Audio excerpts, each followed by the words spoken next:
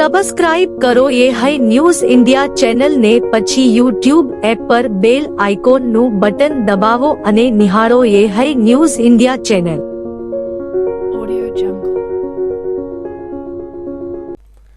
એક તરફ તાજેતરના પૂરના પ્રકોપ બાદ વાવથરા જિલ્લાના ખેડૂતો હજી પણ સંભાળી શક્યા નથી, ત્યારે બીજી તરફ એગ્રો સંચાલકોની મનમાનીને કારણે ખેડૂતો પર વધુ એક મુશ્કેલીનું વાદળ છવાયું છે.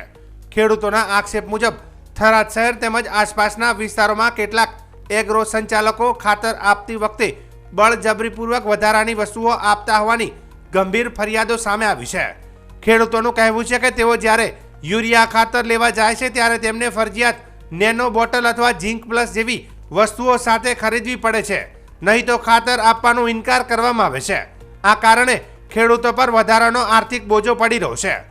ઉલ્લેખનીય છે કે રાજ્યના કૃષિ મંત્રી જીતુ વાઘાણીએ વિધાનસભામાં સ્પષ્ટપણે જણાવ્યું હતું કે કોઈ પણ એગ્રો સંચાલક ખેડૂતને બળજબરીપૂર્વક વધારાની વસ્તુ આપવાની ફરજ પાડશે નહીં. છતાં પણ હાલની પરિસ્થિતિ તંત્રની આંખ આડા કાનની નીતિ દર્શાવે છે. તો બીજી બાજુ કેટલાક એગ્રો સંચાલકોનું કહેવું છે કે તેઓ જો ઉપરના અધિકારીઓને રજૂઆત કરે તો તેમને જ માલ સપ્લાય બંધ કરવાની ધમકી આપવામાં આવે છે, જેના કારણે તેમનો વ્યવસાય જોખમમાં મુકાય છે.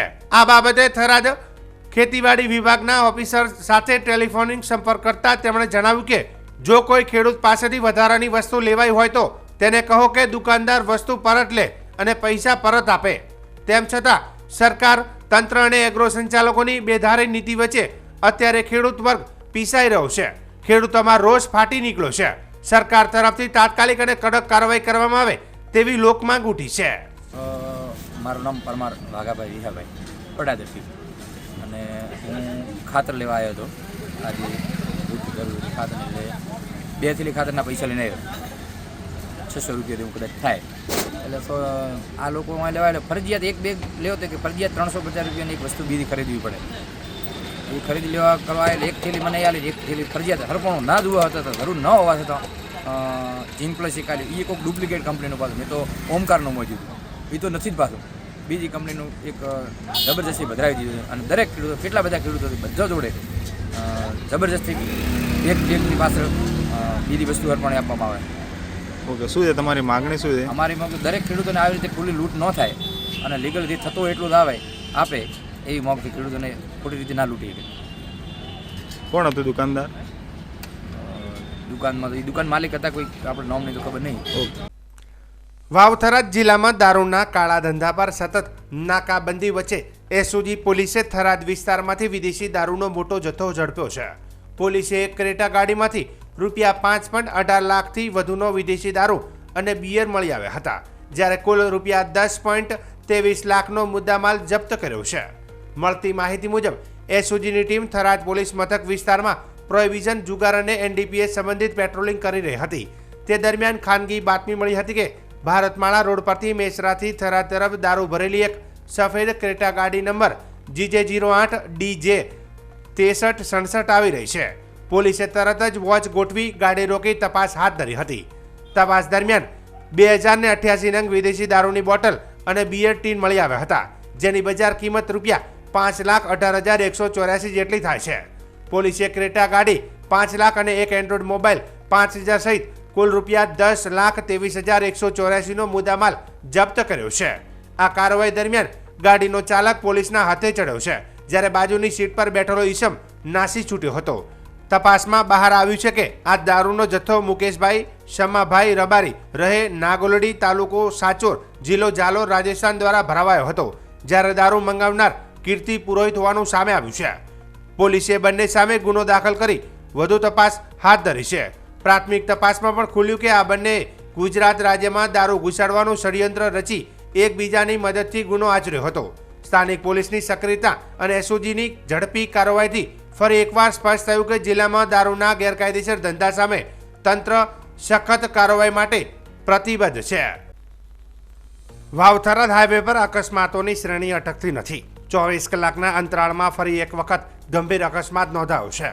મળતી માહિતી મુજબ વાવ-થરાદ એસટીએમની સરકારી ગાડી અને ડીઆઈ ગાડી વચ્ચે ટક્કર થઈ હતી, જેમાં ડીઆઈ ગાડીમાં સવાર 2 વ્યક્તિઓ ઘાયલ થયા છે, જ્યારે એસડીએમને પણ સામાન્ય ઈજા પહોંચી છે. આ અકસ્માતને કારણે હાઈવે પર ક્ષણિક ટ્રાફિક જામની સ્થિતિ ઊભી થઈ હતી. સ્થાનિક પોલીસ તાત્કાલિક સ્થળ પર પહોંચી ઘાયલોને સારવાર માટે થરાદની સરકારી હોસ્પિટલમાં ખસેડ્યા હતા અને અકસ્માત અંગે થરાદ પોલીસે વધુ તપાસ હાથ ધરી છે.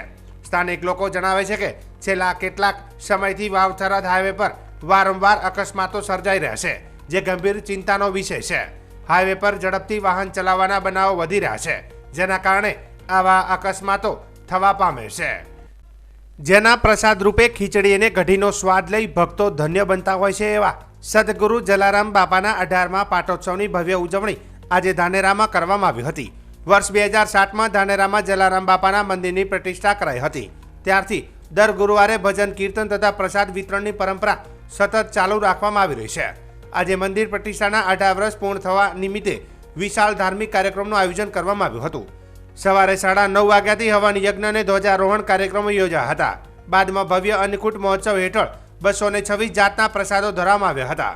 સાંજે રામધૂન અને મહાઆરતીનો કાર્યક્રમ ભાવપૂર્વક યોજાયો હતો, જેમાં મોટી સંખ્યામાં ભક્તોએ હાજરી આપી હતી. અંતમાં ખીચડી કઢીની પ્રસાદી લઈ ભક્તોએ જલારામ બાપાનો આશીર્વાદ મેળવ્યો હતો.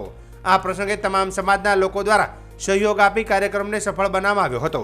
સમગ્ર વાતાવરણ જય જલારામના જય ઘોષોથી ગુંજી ઉઠ્યું હતું અને ધાનેરા ગામમાં ભક્તિનો માહોલ છવાઈ ગયો હતો. બોલો જલારામ બાપા કી જય, વીરબાઈ મહાદેવ કી જય. પૂજ્ય જલારામ બાપાના આજે 18મા પાટોત્સવ નિમિત્તે ધાનેરા નગરમાં જલારામ બાપાના મંદિરમાં કાર્યક્રમનો રાખેલ છે. સવારે 9 વાગે મહાયજ્ઞ રાખેલ હતો. બપોરે 12:39 ધ્વજારોહણ કરવામાં આવી હતી. સાંજે 6 વાગે મહાઆરતીનો કાર્યક્રમ રાખેલ છે. સાંજે 7 વાગે ભોજન પ્રસાદનો કાર્યક્રમ રાખેલ છે. જલારામ બાપા ઓકે. જય જલારામ બાપા, જય વીરભાઈ માં. આજે 18મો પાટોત્સવ છે જલારામ બાપાનો. દર વર્ષે ધામધૂમથી ઉજવાય છે. બહોળી સંખ્યામાં અહીંયા લોકો આવે છે અને 226મી આ જન્મ જયંતિ છે એટલે 226 જાતનો ભોગ બાપાને ધરાવવાની અંદર આવે છે અને બહોળી સંખ્યામાં લોકો અહીંયા દર્શન માટે અને અન્નકૂટના દર્શન કરવા માટે બહોળી સંખ્યામાં લોકો આવે છે અહીંયા કને. સાંજે ભોજન પ્રસાદ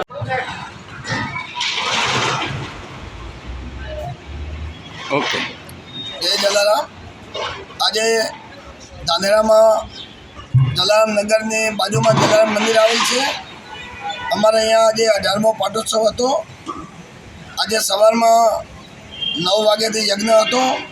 12:39 ધ્વજારોપણ હતું અને સાંજે મહાઆરતીમાં લોકો ભાવ ભક્તો આવી અને લાભ લીધો. સાંજે અમારે અહીંયા ખીચડી સ્વામિનારાયણ ખીચડી કઢીનો પ્રસાદ હોય છે અને 226મી જે જલારામ બાપાની જયંતિ તેવા 226 અહીંયા ભોગ લાગે છે. દરેક 226 ભક્તોએ લાભ લીધેલો કે અન્નકૂટનો.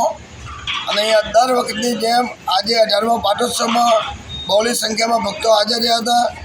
અને અમારા વીરપુર ધામે જે કાયમી જે વીરપુરમાં જે જલારામ બાપાનો જે પ્રસાદ ચાલે એવી રીતે અમારે અહીંયા દર ગુરુવારે ખીચડી કઢીનો પણ પ્રસાદ ચાલે છે. અમારા કાર્યકર્તા ભાઈઓ સારી એવી સેવા આપી રહ્યા છે. દર વર્ષની જેમ આજે પણ બહુ સરસ પ્રોગ્રામ રહ્યો. આ સૌને જય જલારામ. ખૂબ ખૂબ ધન્યવાદ. જે લોકો આવ્યા, મીડિયાવાળા ભાઈઓ આવ્યા, એમનો પણ અમે આભાર માનીએ છીએ કે અમારા મંદિરનો આજે વિશેષ જાણકારી લોકો સુધી પહોંચાડી રહ્યા છે. મીડિયાવાળાનો પણ ખૂબ ખૂબ ધન્યવાદ. હું ભરતભાઈ. બનાસકાંઠા જિલ્લાના મુખ્ય મથક પાલનપુરમાં બાયપાસની જમીન સંપાદન મુદ્દે 15 ગામના ખેડૂતો વિરોધ નોંધાવવા કલેક્ટર કચેરી પહોંચ્યા હતા. ખેડૂતોએ કલેક્ટરને આવેદનપત્ર પાઠવી આગામી ચૂંટણીના બહિષ્કારની ચીમકી ઉચ્ચારી છે. ખેડૂતોનો આક્ષેપ છે કે બાયપાસ માટે જમીન સંપાદનની કામગીરી દરમિયાન સરકાર દ્વારા તેમની સાથે ઘોર અન્યાય કરવામાં આવ્યો છે.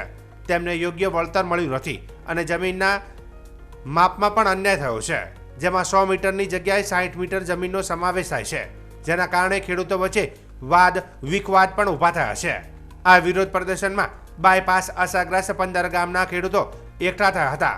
તેમણે જણાવ્યું હતું કે જો તેમની માગણીઓ સંતોષવામાં નહીં આવે તો તેઓ અને તેમના પરિવારો આગામી ચૂંટણીમાં મતદાન કરશે નહીં. શું કહો છો બાયપાસ મુદ્દે?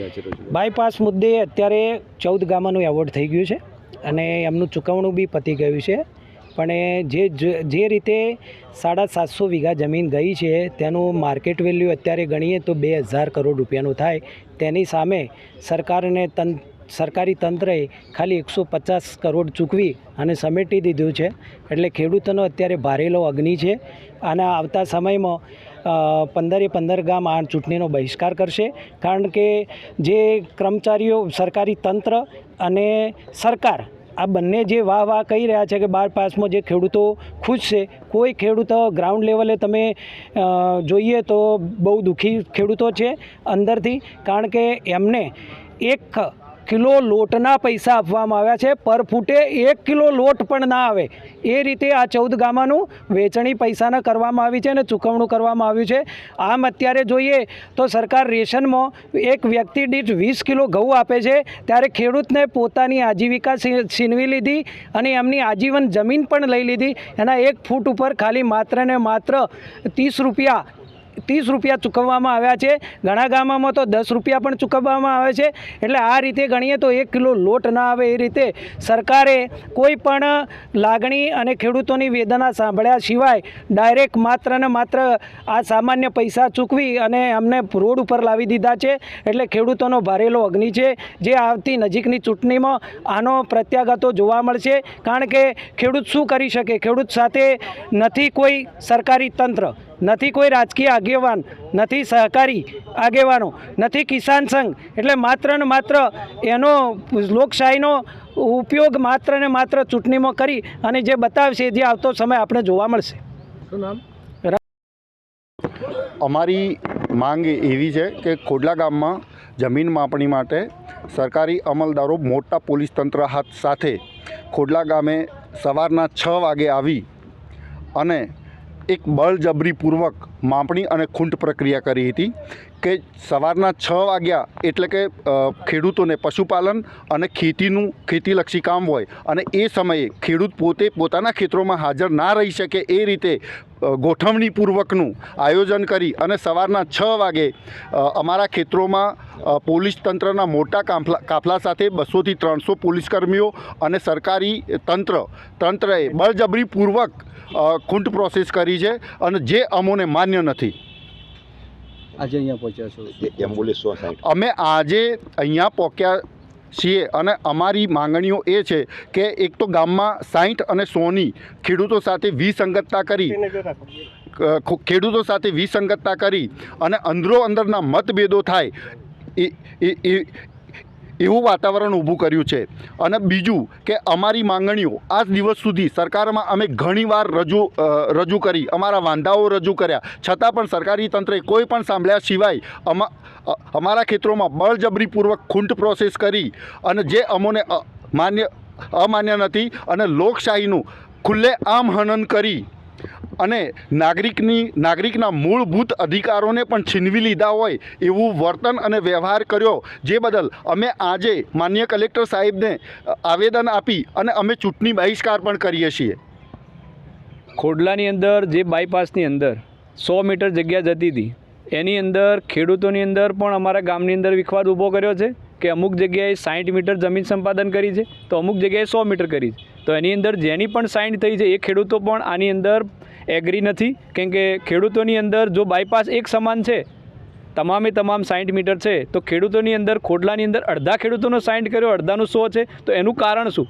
કેમ કે તમામને એક સમાન ન્યાય મળે તો જ બાયપાસની અંદર અમારો કોઈ વિરોધ નથી, પણ એ સમાનતાને ધ્યાનમાં રાખી અને સરકારશ્રી એના યોગ્ય પગલાં લેશે. કેમ કે ખેડૂતોની અંદર વિખવાદ ઊભો થશે તો બાયપાસની અંદર પણ યોગ્ય પ્રમાણમાં વળતર પણ નથી ચૂકવાયું, એનું પણ વિખવાદ છે. અને 60 મીટર અમુક જગ્યાએ જે નથી થયું એ ખેડૂતોનો પણ વિરોધ ઘણા મોટા પ્રમાણમાં છે. હજુ સુધી મીડિયાની અંદર પણ સરકારે ઘણીવાર જોયું છે કે ખોડલા ગામે સંમતિ આપી દીધી બાયપાસની અંદર, પણ એની અંદર કોઈ ખેડૂતે સંમતિ આપી નથી અને કોઈ ખેડૂત એ બાબતમાં એગ્રી નથી. તો એ બાબતમાં અમે આજે અમને હિયરિંગ માટે 3 વાગે બોલાવેલા છે, તો એ બાબતમાં પણ અમે એમને આવેદન આપી અને તમામ ખેડૂતો અમે રજૂઆત કરવાના છીએ કે અમે આ બાબતમાં યોગ્ય પ્રમાણમાં અમને નહીં જ્યારે સંતોષ થાય ત્યાર સુધી અમે કોઈ એગ્રી નથી.